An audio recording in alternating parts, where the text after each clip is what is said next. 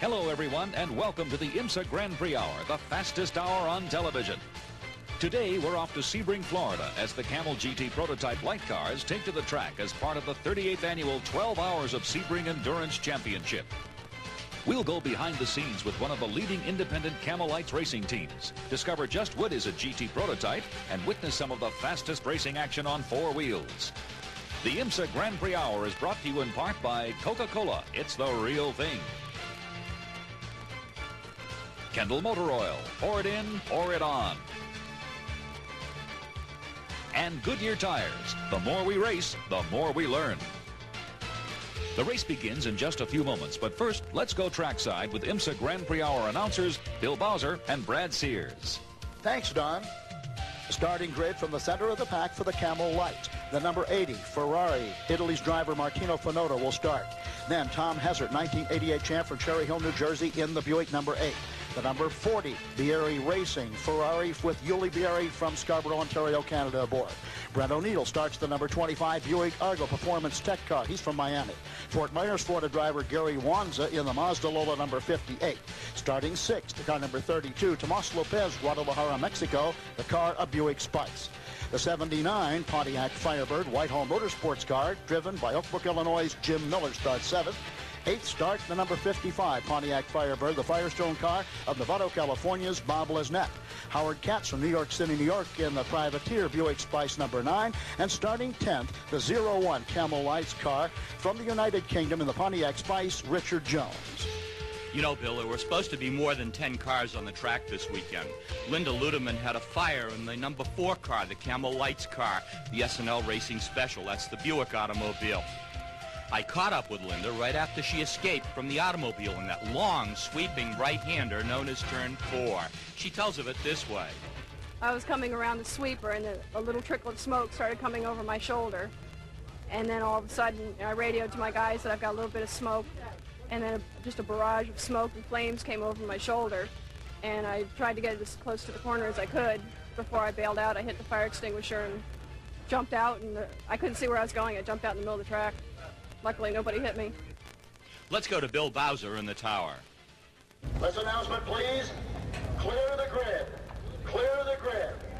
All the drivers and crews, clear the grid immediately. Clear the grid.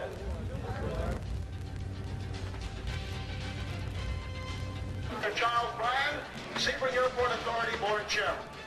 Drivers, start your engine. Today, for the 38th running of the 12 Hours of Sebring, we have 4 classes of cars on the track. The Grand Touring prototypes, 800 horsepower. The GTO cars, O being over 3-liter engines, and the GTU cars, U being under 3-liter. Today, we're going to look at the Camel Light automobiles, the smaller, less powerful, but highly maneuverable and exciting cars. Stay with us for the start of this exciting race. Justice may be blind. I'm not getting involved in anything, okay? But she sure has a sense of humor. Sometimes you treat me like I'm a 10-year-old. That's what happens when a gung-ho judge Whatever happened to guts, anyway? and a reluctant ex-con Does anybody like you? I hope not. team up to clean up crime. Go around with mustard all over your face. I don't care either. Are we having fun? Hardcastle and McCormick, tonight at 10, 9 Central, only on the Family Channel.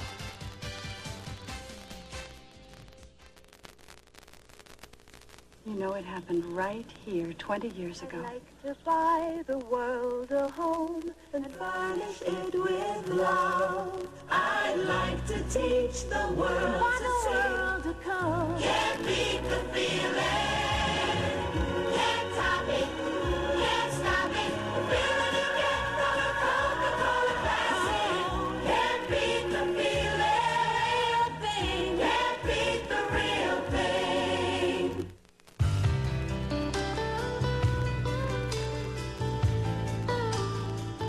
All of these championship-winning drivers have one thing in common: Goodyear Racing Eagles. The race-winning technology that's found in the Goodyear Racing Eagles can also be found in the world's best-selling line of high-performance street tires, Goodyear Eagle Street Radials. The champions know, and it's why we say the best tires in the world have Goodyear written all over them. In ancient times, an eclipse moved people to powerful emotions. Some even thought it called for a sacrifice.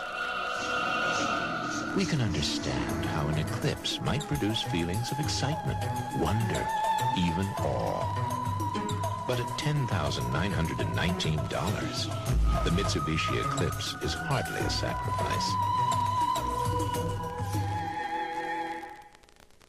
Handles the cool for your caddy, the juice for your jag. It's the jolt in your Colt and what wins you the drag. You want to add life to the life of your car? Give it the good stuff. Kendall Motor Oil. Pour it in and pour it on.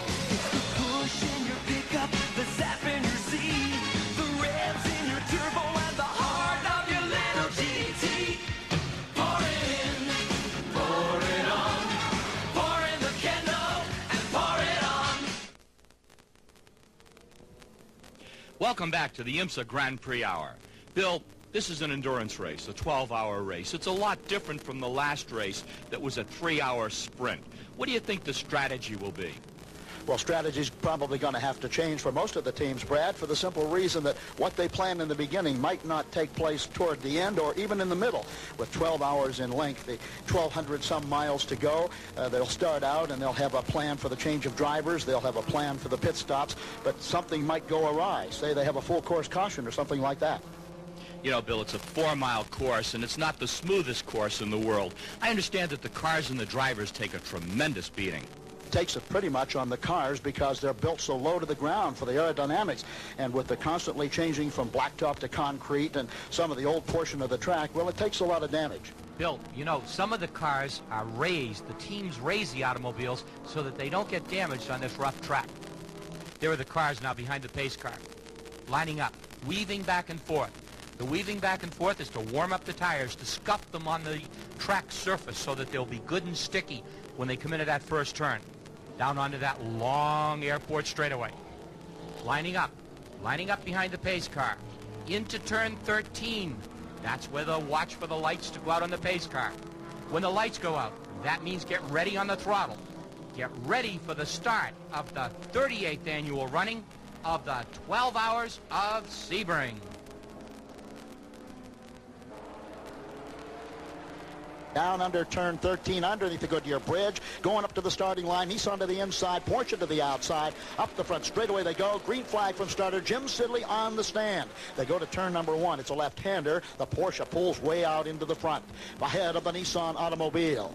The rest of the field following through, back in the middle, of course, the Camel Lights machines. They are the smaller engines, non-turbocharged, and of a lighter configuration. Number 8 car, Tom Hessert of Cherry Hill, New Jersey, in the Buick Spice automobile. He in the foam green car, managing to pull well up onto the field from the middle of the pack. It will stretch out as they get to the slower portion of the course. As they came up the front straightaway, the prototype automobiles much faster were able to pull away from the rest of the field.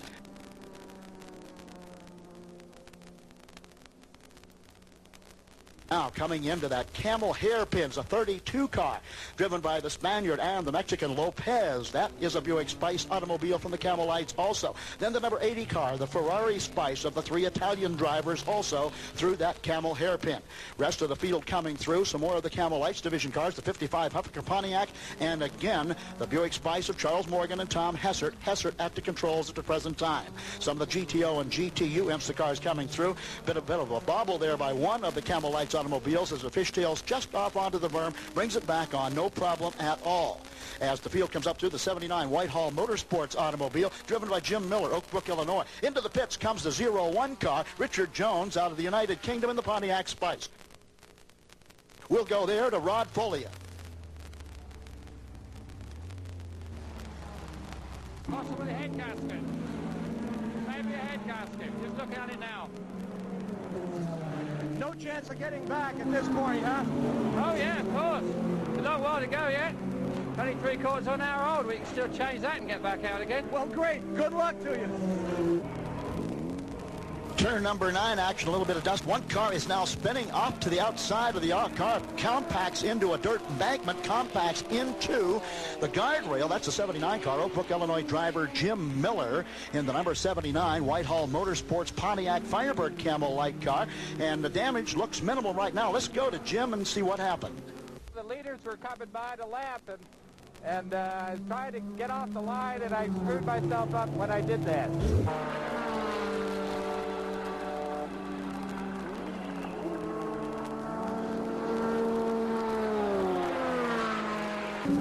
Now coming into the pits, car number 9, one of the Essex Racing Buick Spice cars. And let's go to Rod Foley, who has Charlie Morgan of the Essex Racing team in the pits. The 9 car has just come into the pits. Is there a problem, or isn't it a little early for a regular pit stop, or is this what? It's a non-scheduled pit stop. We have some electrical or fuel feed problem with the engine, and they're going to work on it. I started in warm-up this morning, and they thought they had it cured, but obviously didn't. It's a deteriorating problem. They're probably going to go through the fuel system and the electrical system and try to change components until they figure out what the problem is. It's going to be a long day. A spin by one of the GTO automobiles down in the Camel hairpin turn. Looks like he might have impacted on the guardrails to the outside. Managed to keep the engine going, but it is the number 74 Mustang SVO car, an old Roush-prepared car owned by George Robinson out of Texas. Robinson looks like the damage mostly to the inside, the driver's side of the car. And boy, as he started to shred, left rear wheel is off, and fiberglass being shredded all over the raceway. Through one of the other hard right-hand turns, Robinson or Paul Dallenbach or Johnny Unser, one of the other 2 drivers in the car, keeping the automobile way to the outside, but smoke flying out from under the left side of the car as the wheel and the tire has been shredded away. It's probably parts of the wheel now, the alloy wheel going right out onto the course. That debris on course is not going to help any of the other drivers if they pick it up in the grill or the undercarriage of their cars, but he is trying to limp back into the pits in the 74 Mustang. As he goes down the back chute, more of the backside fiberglass of the car is off the pack. As a matter of fact, the entire rear of the automobile is just about ready to go away. Just a shred hangs on to the right side of the 74 Mustang. George Robinson, owning a big hunting ranch down in Texas, switches from GTU to GTO category racing in IMSA. But for the moment now, he'll have to come to the pits and see what can be done, if anything. But it looks like it might be the end of the day for that team. Back to the racing action underneath a high water tower here at Sebring International Raceway. The field pretty well strung out as it is presently. Still, of course, in daylight. They'll go tonight a little later on, get a little tougher. There's the 32 car now. That is the leading automobile. That is a Buick Spice car, which is driven by Tomas Lopez presently out of Guadalajara, Mexico, and his co-driver, Fermin Velez, out of Spain, and Guatemala, an Italian driver. Fermin Velez and Tomas Lopez right now seemingly leading the field in the Camel Lights division as they go up away from the rest of the GTO and GTU automobiles in a pretty fast pace. There's a 79 car which had re-entered after repairs after it had slammed into the guardrail in the dirt embankment under Jim Miller. Miller taking it back to the pits, repaired, and now back out into the Camel Lights action. As the early action continues here in the 12 Hours of Sebring and Sebring, Florida, the number 25 Buick Argo Camel Lights car all alone. One of the smaller automobiles of the Camel GT IMSA series, of course, non-turbocharged Buick-powered Argo automobile, and red car, black spoiler shines as they come down the front straight with a car number 40, which is another of the Vieri Racing Ferrari cars. Comes right up onto the back side, but the 25 will pull away. Brent O'Neill out of Miami, Florida, the driver. Here again comes the lead car and its drivers, Tomas Lopez and, of course, Fermin Velez, the Spaniard. But the 25 automobile, the Brent O'Neill car, sitting there, John de Lumusset, the second driver. Into the Camel hairpin again comes the number 8 automobile. That's Charlie Hesser, Cherry Hill, New Jersey, being followed up by the number 55 Camel Lights machine of Bob Lesnett. Of course, Quayle and Roca in the Pontiac Firebird are the co-drivers there. The Pontiac Firebird being sponsored by Firestone this time around. And it's going to be a battle between the 8 and the 55. Bob Lesnett to the inside, to the outside. Cherry Hill, New Jersey's 1988 Camel Lights champion Tom Hessert. Into the inside goes the Pontiac of Lesnett. He will take that position away from the number 8 Buick-powered car. General Motors having its day in and out from Pontiac and from Buick as they go into turn number 13 and out underneath the Goodyear Bridge. Bob Net in the green-white striped Pontiac-powered car. Now Tom Hessert looks to the inside, and the Cherry Hill, New Jersey former IMSA Camel GT champ might want to make it and go around. He does not in the turns number 1 and 2, so he'll have to follow the Pontiac on up through to a hard left-hand turn just before they go up and enter into the carousel. So coming off that straightaway, not enough power in the Buick to go around the number 55 Pontiac, at least on this turn of the 4.11-mile circuit. The Camel hairpin turn, it's called, and when you put degrees on it, it's the slowest turn on this 4.11-mile airport circuit, and they certainly do slow here. Get down, some of them into low gear. Most of them can take it in second, some in third gear, but for the, as you can see, if they don't get the right gear, just like the 23 automobile of Bill Adam and Seabrook did right there, one of the GTP cars, it gets off a little bit. They come out of there, go up a long warehouse straight, and they can pick up some speed pretty good there, and as you notice, they'll jockey for position also when they get out in the wider portion of the course and get well out of those turns after the warehouse straight. There's an incident now. Incident in turn number 11. A couple of cars, one out in the middle of the track, the other up against the concrete barrier. One of the cars smoking out in the center. Cars going left of the disabled vehicle now. It looks like a Porsche, the Porsche 911, Chris Kraft car. He's out and over the wall, and the front end of the car very, very heavily damaged. The other automobile, the driver is getting out from the top of the car, walking to the back. Smoke still coming out of the back of the machine. That would be Bill Bean out of Ormond Beach, Florida, near Daytona. He is 52 years old. That driver, by the way, he's looking around. The corner worker is probably going to go over to assist him. One does so, and maybe shaken up a bit as he does take a piece of the action and the fence. Caution flag is out here at Sebring International Raceway as the smoke from the incident between Bill Bean and the Lola automobile in Camel lights and the Chris Kraft GTU car is being attended to. 9:28 now, the 928 Porsche arriving on the scene with the IMSA physician and the IMSA driver to attend to those involved in that accident.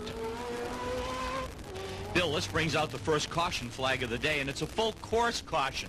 The safety worker holding out the steady yellow flag, meaning for all cars to slow down and form up behind the pace car.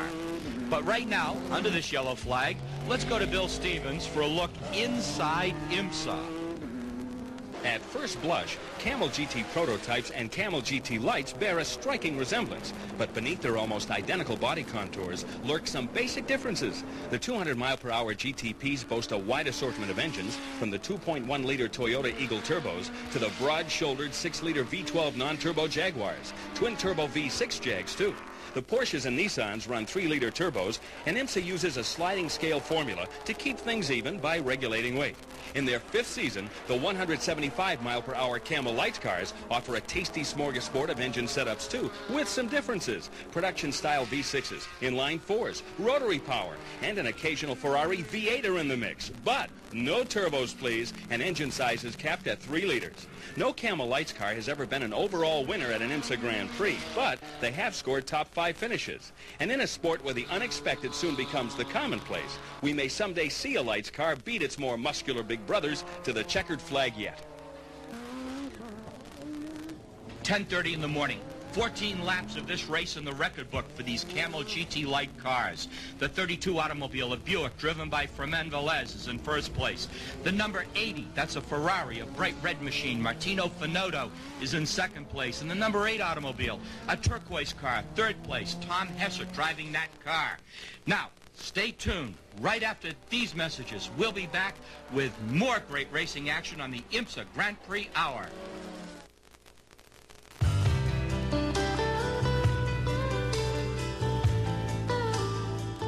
All of these championship-winning drivers have one thing in common: Goodyear Racing Eagles. The race-winning technology that's found in the Goodyear Racing Eagles can also be found in the world's best-selling line of high-performance street tires, Goodyear Eagle Street Radials. The champions know, and it's why we say the best tires in the world have Goodyear written all over them.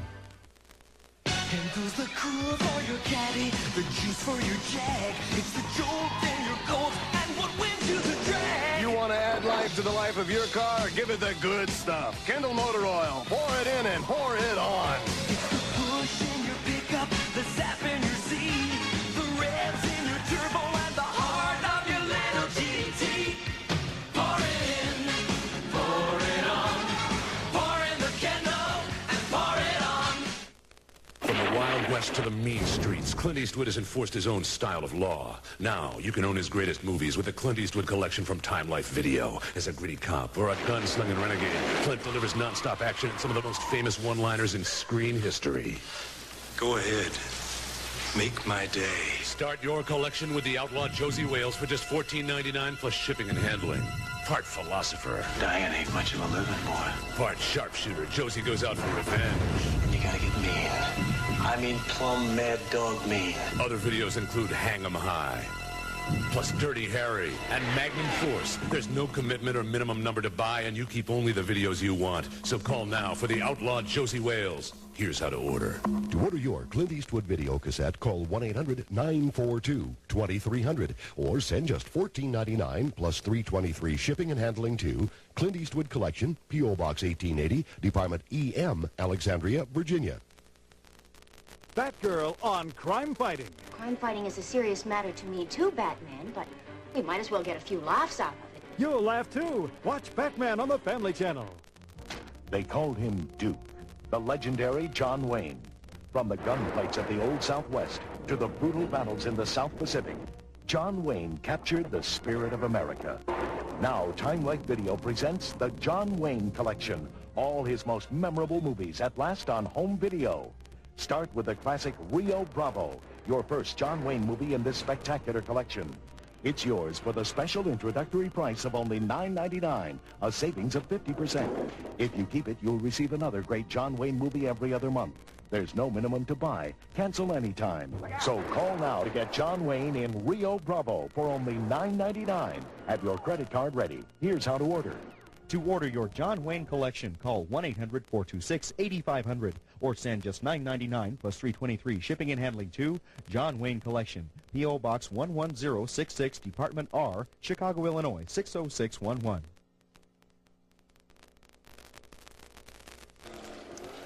Caution flag still flies from the incident up in turn 11 between the GTU and the Camel Lights car. Meantime, the Toyotas come in, not much room down pit road during the caution. That's the time to come to the pits. While the rest of the field will stay out, many deciding so early not to come in. They have scheduled pit stops later on. The number 8 car, the Essex Racing Team car, comes into the pit. Let's put a clock on this pit stop. You know, in a 12-hour race, there'll be 12 pit stops, one every hour for these automobiles. Full tank of fuel, maybe tires every other time or tires every time, but at least check them, check the oil, wash the windshield, and get the driver back out on the track. The quicker they can do it, the less time the driver has to make up out on the track, and the more time he can spend leading.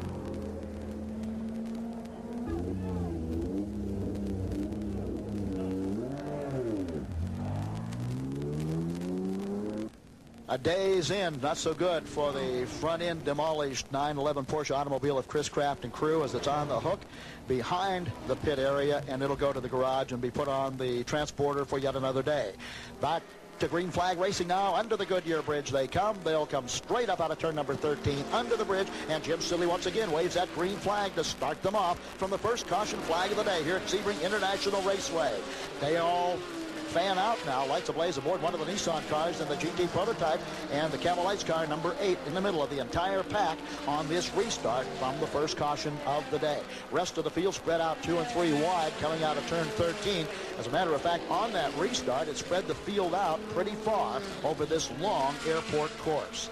Some of the other Camel Light cars coming way up into the back of the pack, down into the Camel hairpin once again. A lot of traffic jam down there as a couple of the GT prototype automobiles get by, and they string out, but then they bunch up again when they get down into that Camel hairpin. They come off the carousel, down underneath, they walk over and a drive over a bridge. Then when they get to the Camel hairpin, it's single file, at least for a lap or two, till some of the faster cars get things sorted out, and then the field of 40-plus automobiles that started here today will be getting down to it and trying to get up into their classes, 4 of what you're seeing here, and we're of course concentrating on the Camel Lights division of racing. In the prototypes of Camel, one of the slower automobiles comes by. As a matter of fact, the last car in line came by and kicked up a little bit of dirt, and the leading Camel Light car, the 8 automobile, 55, follows through. That would be the Buick powered car and then the Pontiac. And we want to point out here that the Pontiac car, being a 4-cylinder car, once a Fiero, now a Firebird, going up against a V6 Buick and doing quite well, as a matter of fact, against what should be a higher powered car. But there's a little more weight on the 8 than there would be on the 55 Pontiac. With 2.5 hours gone by of this long and very lengthy 12-hour endurance event at Sebring, Florida, Martino Finotto, the Italian driving the Ferrari automobile, that's the 80 car, the red Ferrari, he is turning the track in 2 minutes 15 plus seconds, about 108 mile an hour average. Now that's almost 20 mile an hour slower than Chip Robinson's Nissan.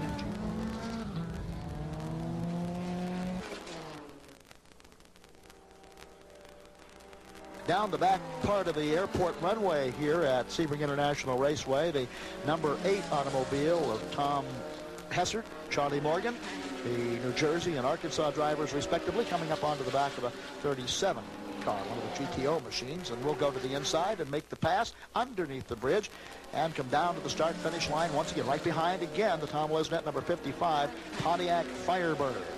They'll go down into turn number 1 after they come out of that long straightaway and head easterly in direction toward the other side of the state of Florida and the Atlantic Ocean underneath the Camel GT bridge. 25 car, Brett O'Neill in the Buick Argo, a little bit off course, a little bit of a bump, but back on. He may have a little damage. He may have to come to the pits and, of course, take a check. Into the pits does come the number 80, Martino Finotto, out of Milan, Italy, in the Olivieri Racing Ferrari car. Now, of course, the Italians driving the Ferrari, synonymous, of course, with their home make back in Italy, comes out and shakes his head no for some reason or another, and they will find out what's wrong as they go into the inside of the car.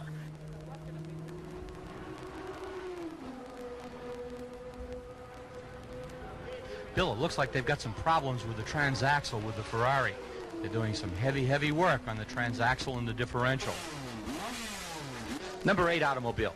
This is the 3rd place car on the track in for a green flag pit stop. Car's up on the jacks. A driver change. They're looking for something to put in the automobile. I think they want to change the water bottle. Let's see. That's it. Okay. Morgan is out of the car. Hessert's in the automobile. Getting ready to get the car underway, getting the driver strapped in, fuel going into the automobile. Remember, every second on a green flag pit stop is a second the driver has to make up out on the track. And they want to hurry up and get that car back out. When the car comes down off the jack, the driver feels that. That's when he takes the car away. That's his go signal. The 32 car, 2nd place car, Velez and Lopez, pounding that car around the track all day long, keeping it up there in 2nd spot. The Canadian shoe car from Mexico, washing the windshields, getting the car serviced. Again, fuel, tires, putting the tires away so the driver doesn't run over them. And that was the cool suit container next to the tire. Driver sitting there, waiting for the door to close and the jack to drop so he can let off the clutch and stand on the throttle and move out. Right now, here's Don Westcott with an IMSA team profile.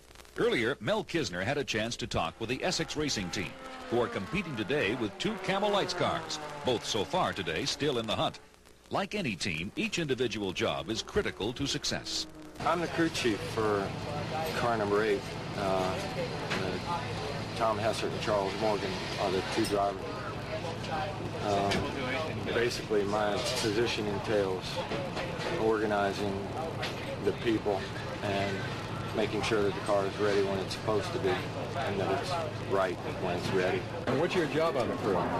It's a wide variety. I drive the truck. I do body work when we're at the shop, do all fiberglass work, and when we're at the track, I do chassis work. And when I first started, I did engine work as well, so when we're at the track, I do all the valve adjustments and all that at the track. My job is primary to make it all happen from a logistical point of view, from liaising with some of our prime sponsors like Buick and Goodyear, looking after drivers, organizing the travel and liaising with crew and their engineers to make everything happen. It's like a small army on the road, really. I'm a number 1 mechanic here on the country. So you made the transition from driving into the crew. Yeah. Yeah. Which do you like better? The driving. Driving. Oh, yeah. It's easier. It's easier. You mean fewer hours? Yeah. Oh, yeah, for sure, yeah. It's fun. How long have you been here in the States? 5 years. And I came straight here to work for Essex with Michael Gouet. It's pretty good. And what do you see the future holding for you? Retirement. Retire as an old mechanic. At 12 o'clock, 48 laps down, the Ferrari has moved to first place, the number 80 automobile, with Rogerio Malagrati driving. The 32 car, the Buick, with Tomás Lopez behind the wheel, now is in second place, and the third place is occupied by the Pontiac, number 55, with Bob Lesnet behind the wheel. Stay with us for more racing on the IMSA Grand Prix Hour. Are you ready for explosive Western adventure and dangerous cliff-hanging excitement? This is some sort of trick. I do not believe you. Well, how about double-crossing dames, treacherous torture by wild horses, and a real Mexican standoff? You say that very gallantly. Plus, there's romance, and more romance. You can prove this? Absolutely. When John Payne stars in The Eagle and the Hawk. Tonight at 8, 7 Central on the Family Channel movie. Homeowners, if you're tired of ordinary mowers that blow clippings everywhere and clumsy bagging mowers that need constant emptying, here's great news. It's the breakthrough mulching mower from Troy-Bilt, a revolutionary new kind of mower that ends bagging and raking forever. The Troy-Bilt mulcher has no discharge chute to spray clippings, no awkward bag to fill up and clog with grass. In fact, the mulching mower doesn't leave clippings at all. Whether you're cutting your lawn or mulching a blanket of fall leaves, the revolutionary blade and deck design vacuums clippings up to be cut and recut into tiny nitrogen-rich particles. 100% natural free fertilizer that's recycled directly into your lawn. The results are remarkable. A beautiful, super healthy lawn with less time and less work than ever before. For full details on the revolutionary new Troy-Bilt mulching mower, call toll-free 1-800-733-8900. We'll send your free Troy-Bilt mulching mower catalog by return first-class mail. So call 1-800-733-8900 now. Watch the Family Channel Original, beginning tonight at 6 Eastern with Border Town. It's original programming for the 90s, and it's only on the Family Channel. In ancient times, an eclipse moved people to powerful emotions. Some even thought it called for a sacrifice. We can understand how an eclipse might produce feelings of excitement, wonder, even awe. But at $10,919, the Mitsubishi Eclipse is hardly a sacrifice.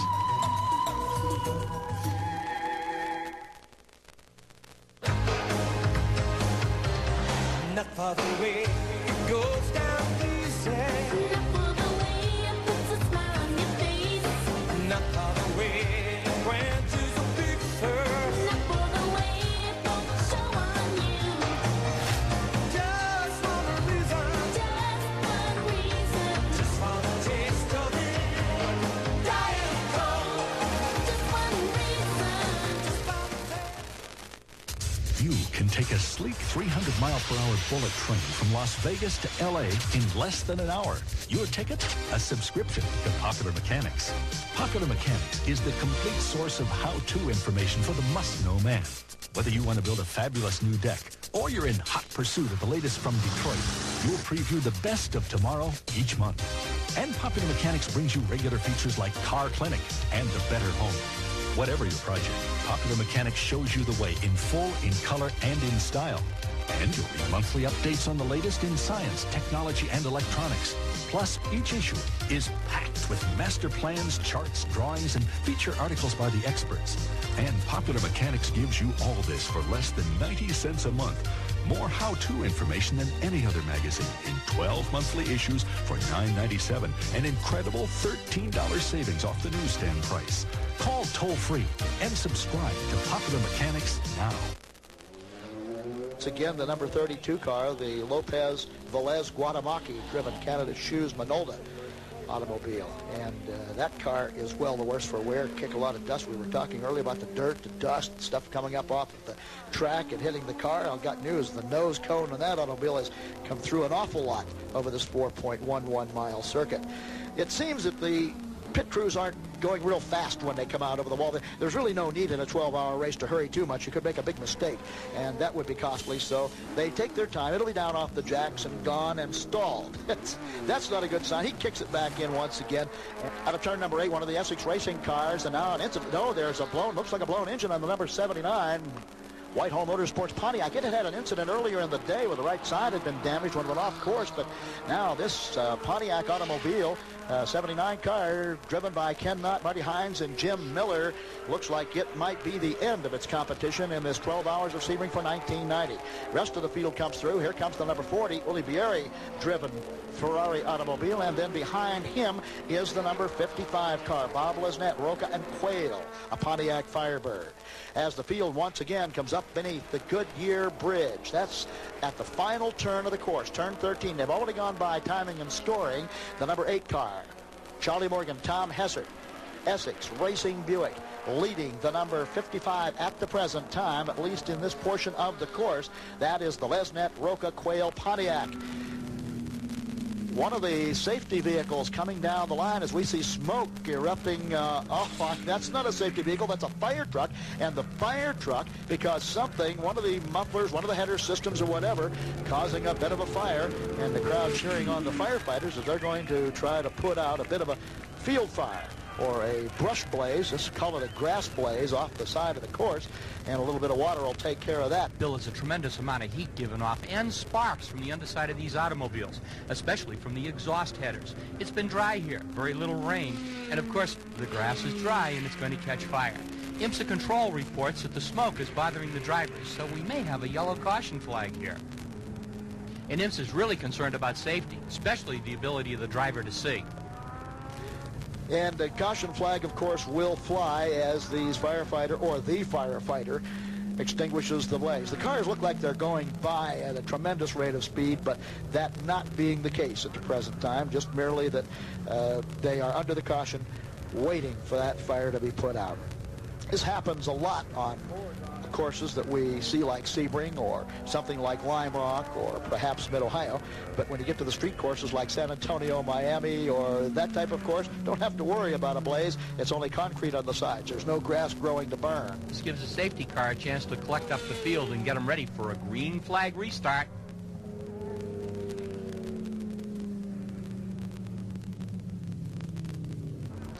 .328 in the afternoon, lap 143. IMSA starter Jim Sidley throwing the green flag now, ending a third full course caution period of this endurance event. 4 laps long, this third caution, lasting 11 minutes of this event. Not very long when you compare it with the length of this endurance contest at Sebring International Raceway. Up into the carousel here at the 4.11 mile road circuit at Sebring International Raceway. The second place car is the green and white Pontiac automobile. It is, however, 3 laps down to the car behind, which is the foam green, or whatever you say, the turquoise automobile, the Essex Buick Spice car, Tom Hessert and Charlie Morgan. Then, of course, coming up to the back is the red Ferrari automobile, the Bieri racing car, started by Olivieri earlier on. Now, the 2 Ferraris, of course, the 80 had been in the lead, but that has had many mechanical problems, so now the 40 Ferrari car sits in third.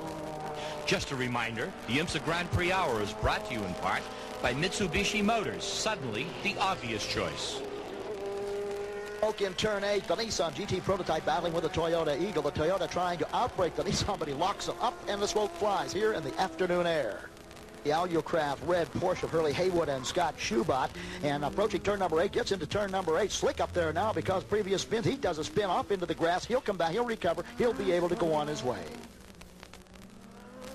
There's the 79 car of Jim Miller built. That long tow job back into the garage area. The number 8 lead Essex Racing Buick passing the number 9 automobile down the back straightaway now, making a slow pass on the team car. A team battle between the 2 Essex Buick Spice cars in Camel Light competition. The 8 car driven by Tom Hessert, the 88 champion in IMSA Camel GT, and Charlie Morgan out of Arkansas. Then, of course, 3 drivers in the number 9, which any one of could gone over into the other car possibly. And that's Howard Katz out of New York, Ferdinand de Lesseps out of Paris, France, and Jay Cochran of open wheel fame, who moves into that car during this 12-hour endurance event. We had a chance to talk strategy with John Mullen, the crew chief for the Essex Racing number 8. A lot can happen in 12 hours. If we run consistently at a slower pace all day long with no mistakes, no broken parts, and we don't stop for anything other than gasoline and tires, we'll be there at the end. Coming to the Camel hairpin, hook the GTO number 22 car. That's a Chevy Camaro automobile of Burnett, Smith, and Louise. It loops it down into turn 5, slowing the rest of the field now. In the rest of the field, 55 car, 40. The 8 car being passed by the 40 car as either John Graham or David Tennyson makes a real neat move in and around. He'll pick up a lap on the field. Just about the midpoint in this 12-hour endurance contest at Sebring International Raceway, and in the Camel Light division of the International Motorsports Division, the Essex Buick number 8 of Charlie Morgan, Tom Hessert leading, laps over the second place green and white Pontiac Firebird of Bob Lesnett.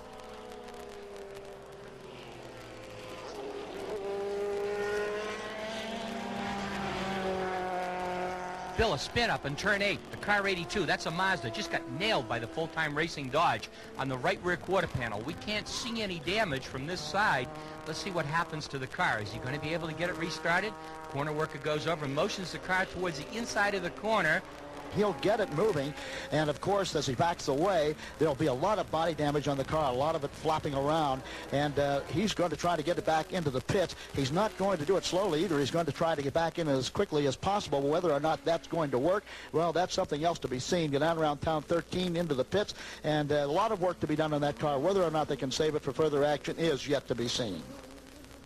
Most of the teams do carry spare fiberglass in the pit area for those automobiles, so that when it comes in, the team can unfasten the fiberglass. It's attached to the tube frame, put new fiberglass on it, and get the automobile back out on the track again. On the backside of the Sebring course now, the 80 Ferrari automobile slowing and creeping along. It's going to be coming to a stop. As it comes to a stop, the corner worker is going to go out and talk to either Martino Finotto, Ruggiero Mulgrati, or the third driver, Guatemaki, whoever in the car now, when it came to the stop. And they will, of course, be pushing the automobile away from trackside and the traffic, trying to get it off course and up against the barrier to the inside. There are 87,000 folks spread all over this track today watching these cars slug it out. This converted airport makes a fine racing facility, as we see from our airplane. Right now, let's go to Don Westcott, and he's going to talk to Mark Raffoff, the president of IMSA. IMSA is involved with a wide variety of programs. We have 5 major racing programs: Barber Saab Pro Series, Firestone Firehawk Series, the Loop Clutch Challenge, GTO GTU, and of course the pinnacle, that's the Camel GT. We also do a number of other things, including some special events like the Great American Race, the One Lap of America. We do a number of record runs and tests and comparison tests every year. So we're involved in a lot of motorsports, not just automobile racing, but the use of the automobile and in other types of events as well. The IMSA Camel GT is in simple terms, is the ultimate form of a road-going car, performance-oriented, obviously, but the Camel GT is a concept based on an expression of the automobile for performance that carries on with many of the functions that a street car has. They have turn signals and windshield wipers. They're ultimately adaptable equipment or machines to all kinds of weather and all kinds of conditions, all kinds of tracks, all kinds of race lengths. And it's probably one of the technically one of the more challenging forms of motorsport because of that. The equipment has to do many things. So it's really a unique situation in motorsports, I think. 4:15 in the afternoon, 160 laps in the record book. Charlie Morgan's driving the number 8 Buick to first place so far, and Bruce Cavalli in the Pontiac, the number 55 car, is holding down second place, with Yuli Berry bringing up third in the red Ferrari number 40. Stay with us for more racing action right here on the IMSA Grand Prix Hour. I'm Robert Stack. I'm proud to know Ronald Reagan as a friend and as a great president. I would like you to join me in commemorating 8 years of the Ronald Reagan presidency.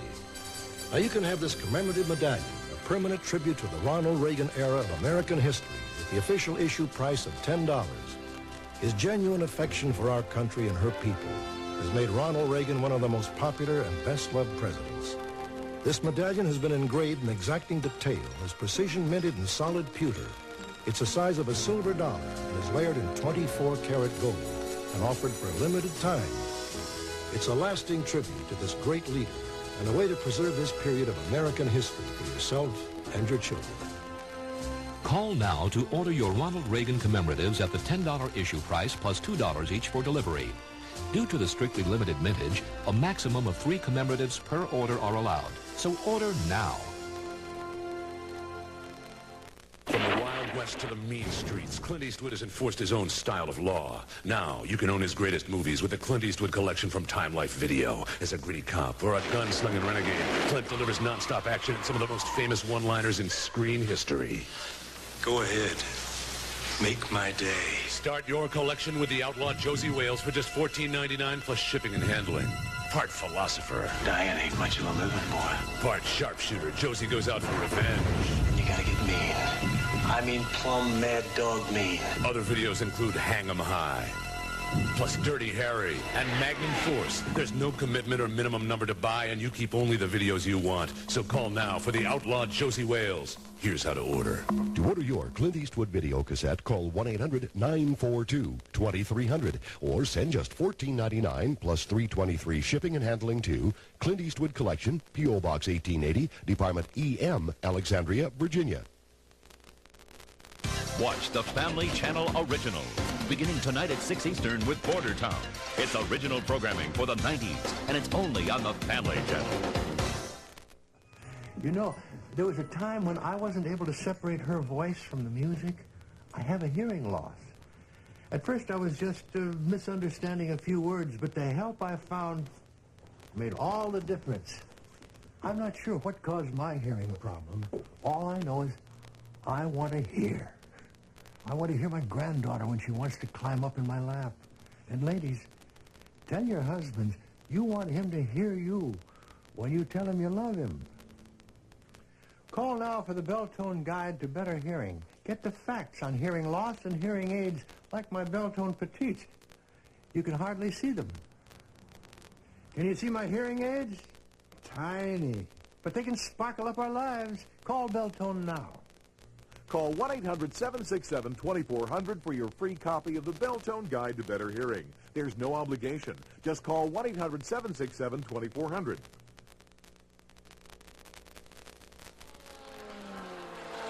Welcome back to more great racing action right here in the IMSA Grand Prix Hour. The overall leader of this race, the Zero car, the Yost Racing Porsche, coming into turn 13. Out of turn number 13, under the Goodyear Bridge, the Zero Porsche Bob Wallach spinning out, and he loses it. Billy's sitting right smack dab in the middle of the track. Any car coming around turn 13's got to brake real hard to either get to the outside or the inside of him.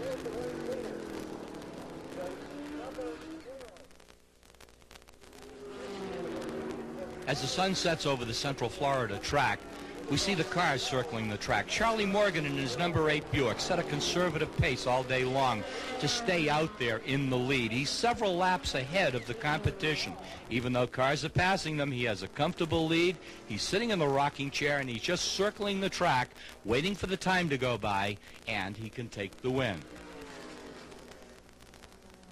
Lights ablaze, the cars come down the main straightaway into turn 1 as they knife into the darkness. This is the only race in the United States that has the checkered flag falling at night in the dark. A sports car race, that is, an endurance race. They've run approximately 8.5, 9 hours at this point. The 55 car, the Pontiac, just coming out of the pits. He's running currently in second place. One of his hourly pit stops, fuel and tires.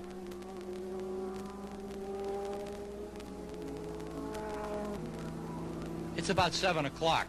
The 40 Ferrari of Yuli Berry is smoking going down the back straightaway. Around turn 13, it looks like the engine may be gone in that Ferrari. He heads out around turn 13 underneath the Goodyear Bridge, and he will probably bring it into pit road. Let's see if he does. Yes, he does. He brings it into pit road. Down pit road slowly. There's no hurry here with this automobile. The headlights are off. Into the pits. The door is open. Looks like the day's over. The 55 car, meanwhile, the Pontiac, that four-cylinder Pontiac, continues to circle the track. Headlights ablaze as it heads down the front straightaway into turn 1. All kinds of headlights on this dark racing course now as the cars continue to circle the circuit.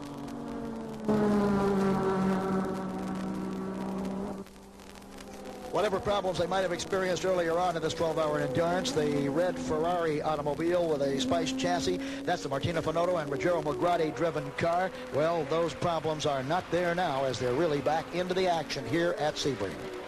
Only one Ferrari's left on the track. Melgretti's behind the wheel of the 40 Ferrari, with Charlie Morgan in the number 8 car still in the lead. The Ferrari is in third place. Lopez's Buick has fallen to the back of the pack. Let's look at the highlights of today's race so far. The 38th annual running of the 12 Hours of Sebring. The pace lap found the weather clear, the sun shining. They had threatened rain all day long, all weekend long, but it didn't rain. As you can see here, there were clouds overhead. Part of the track was in the clouds and part was in the sun. The green flag dropped. The cars took off down the track, and the 12-hour hunt was on.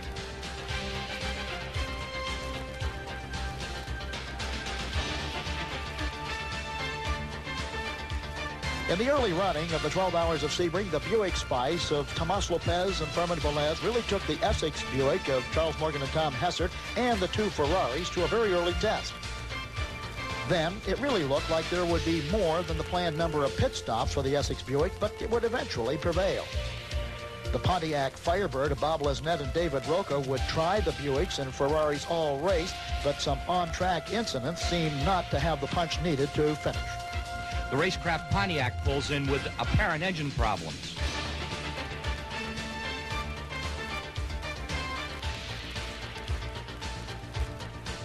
On track, there were holdups and a few incidents, but they plagued the Whitehall Pontiac probably more than most.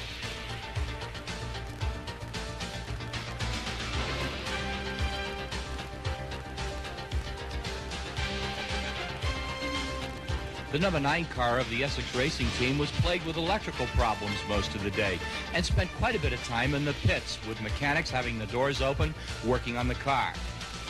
There were numerous incidents on the track. Cars spread debris all over the track. The 80, the Ferrari, was in the hunt. The 32 car, the 32 car of Thomas Lopez was an early leader.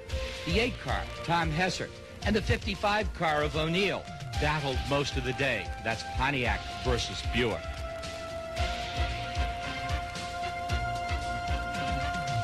Although they appear to be racing each other for position, they've set a fairly conservative pace early on, letting other cars wear themselves out while they circled the track to be there at the end. An incident down on turn 10. Chris Kraft's 26U car and the 58L, a Mazda driven by Bean, come together and bring out the first caution of the day. Pit stops became the order of the day. And then Brent O'Neill spins his Buick up on the carousel and back out on the track. The Ferraris would come through a number of unscheduled pit stops that delayed their strategy for a win. And Jim Miller's hard luck day comes to an end as he launches his engine up in turn 8, puts the car over by the side of the track, and calls it quits for the day.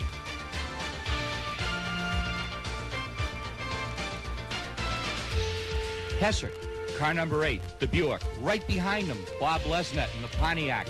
Buick and Pontiac, two General Motors, slugging it out all day, staying in the hunt. And a fire that brings out a yellow flag, while the cars find out how slick it is up on turn 8. The Toyota takes a ride. Scott Schubert has a ride in a P car. He normally drives a light. And he finds out how slick it is in turn 8 also, putting the Alucraft off the track. And today's close shave goes to Brett O'Neill. As we see here, a real close shave in the Camel hairpin, turn 5, as he gets around a spinning automobile.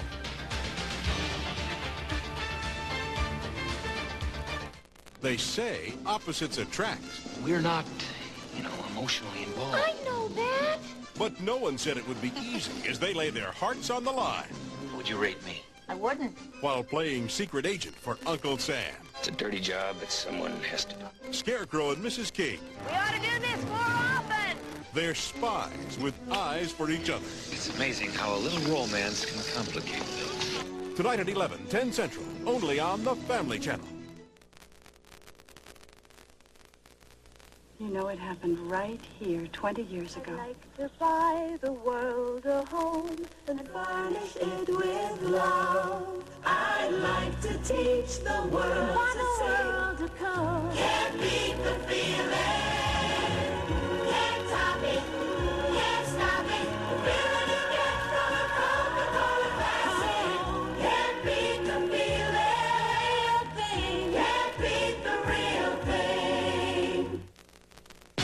Who's the cool for your caddy, the juice for your jag? It's the jolt in your coat, and what wins you the drag? You want to add life to the life of your car? Give it the good stuff. Kendall Motor Oil. Pour it in and pour it on. It's the push in your pickup, the zap in your Z, the revs in your turbo, and the heart of your little GT.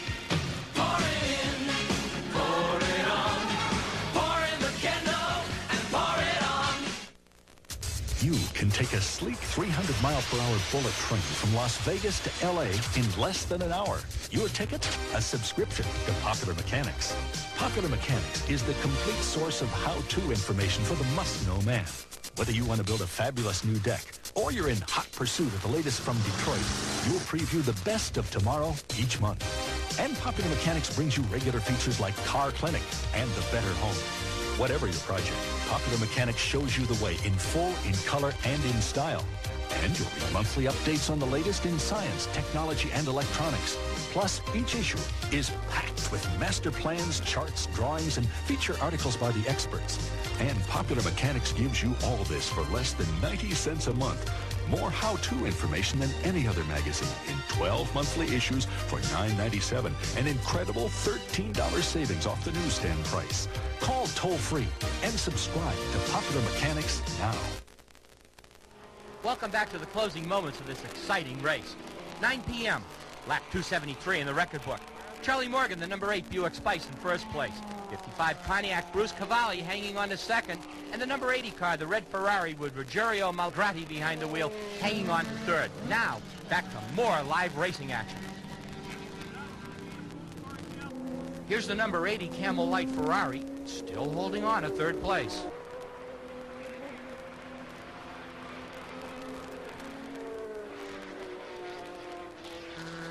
And Brent O'Neill in the Pontiac, still up there in the hunt, trying to hold on to second place.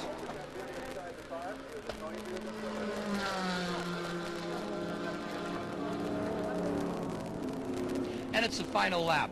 Charlie Morgan brings the number 8 car into the Camel hairpin, turn 5. The final lap, he's in the lead, and he's heading for the home stretch down the front straightaway. Let's go to Bill Bowser in the tower for the checkered flag. The Buick Spice, number 8, whether it's seafoam, green, or blue, it makes no difference. It takes the checkered flag here in the 12 Hours of Sebring, way ahead of the rest of the field.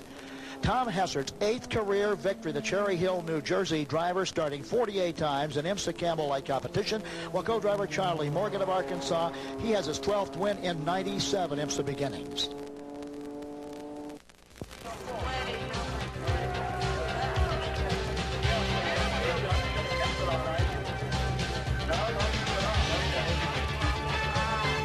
Job today, Tom. I can't tell you what a great job you did. Thanks very much, Al. It was great. Car ran well all day. Charles did his job, I did my job, and everything worked well. Buick did its job also. Well, I'll tell you, look like you have one other guy there, huh? Okay. Well, yeah, we really needed this one badly. We were really counting on it. Car ran well. We felt good all weekend, and we really wanted it, and luckily we got it.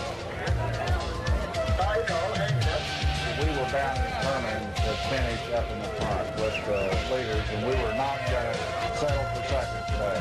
Of course, you went and you kept adding laps to your lead, and that was the strategy you had to do. Yeah, we ran hard, and the car was up to it. Our guys are over there, and they did a heck of a job getting the car ready today. Ladies and gentlemen, Tom Hessert and Charles Morgan, and the number 8 Buick Spice car, the Camel Light winners of the 1990 edition of the 38 running of the 12 Hours of Sebring Grand Prix of Endurance. That's all for this episode of the IMSA Grand Prix Hour. Tune in next time when we're off to sunny West Palm Beach and the wheel-to-wheel action of the Toyota Grand Prix of Palm Beach. Join us for all the thrills, action, and excitement of Grand Prix racing fun for the entire family. An innocent man's life hangs in the balance, and Trampus is his only hope of survival. George Kennedy and Jackie Coogan guest star on The Virginian next. And at 1:30, 12:30 Central, stay tuned for more Best of the West with the Rifleman here on the Family Channel. This is Don Westcott for Bill Bowser, Brad Sears, and the entire staff of Omni TV Sports and the International Motorsports Association. Thanks for joining us, and drive safely.